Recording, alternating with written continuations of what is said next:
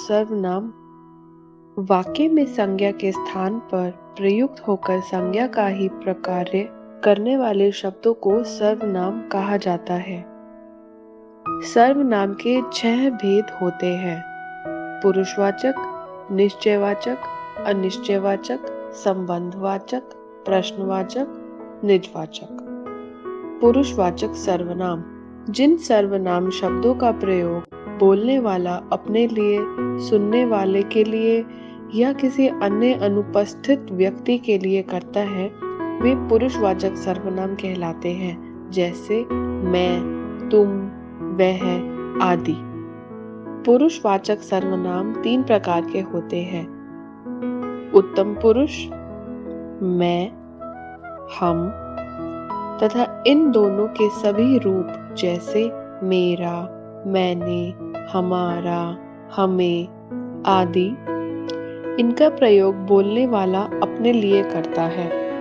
मध्यम पुरुष तू, तुम, आप तथा इन तीनों के सभी रूप जैसे तेरा, तुझे, तुम्हें, तुम्हारा, आपका, आपने आदि।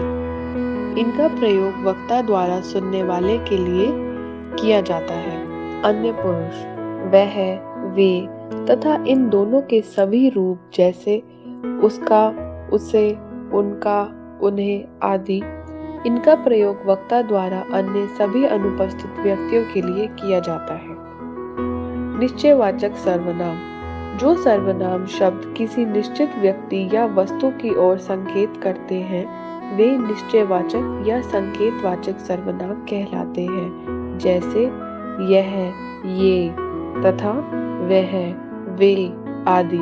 जिन व्यक्तियों या वस्तुओं की ओर संकेत किया जाता है, वे बोलने वाले के सामने उपस्थित रहती हैं। यह, ये सर्वनाम शब्दों का प्रयोग निकट की वस्तुओं, व्यक्तियों के लिए तथा वह, वे सर्वनाम शब्दों का प्रयोग दूर की वस्तुओं, व्यक्तियों के लिए किया जाता है।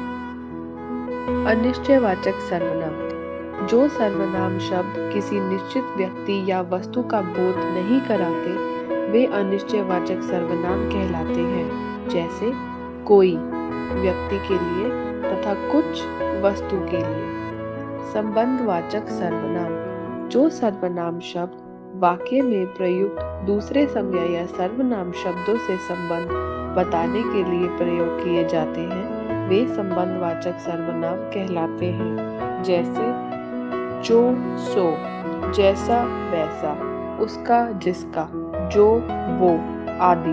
संबंधवाचक सर्वनाम 2 वाक्यांशों, उपवाक्यों को जोड़ने का कार्य करते हैं। प्रश्नवाचक सर्वनाम: जब किसी वस्तु या व्यक्ति के बारे में मन में प्रश्न उठते रहते हैं कि वह वस्तु क्या है या वह व्यक्ति कौन है, तब उस व्यक्ति या वस्तु के स्थान पर प्रश्नवाचक सर्वनाम का प्रयोग किया जाता है। हिंदी में कौन व्यक्ति के लिए तथा क्या, कौन सा, कौन सी वस्तु के लिए प्रश्नवाचक सर्वनाम है। निजवाचक सर्वनाम: निज शब्द का अर्थ है अपना। जो सर्वनाम शब्द वक्ता द्वारा वाक्य के कर्ता के लिए प्रयुक्त किए जाते हैं, वे निजवाचक सर्वनाम कहलाते हैं, जैसे अपने आप, स्वयं, खुद, आप ही आदि। हमने सीखा, संज्ञा के स्थान पर प्रयोग किए जाने वाले शब्द सर्वनाम कहलाते हैं। सर्वनाम के 6 भेद होते हैं: पुरुषवाचक सर्वनाम, निश्चयवाचक सर्वनाम, अनिश्चयवाचक सर्वनाम, प्रश्नवाचक सर्वनाम, संबंधवाचक सर्वनाम, निजवाचक सर्वनाम। मैं, तुम, वह पुरुषवाचक सर्वनाम, यह, वह निश्चयवाचक सर्वनाम, कोई, कुछ अनिश्चयवाचक सर्वनाम, जो, सो, जो, वो, जैसा, वैसा संबंधवाचक सर्वनाम, कौन, क्या, किसने प्रश्नवाचक सर्वनाम, स्वयं, खुद, अपने आप निजवाचक सर्वनाम।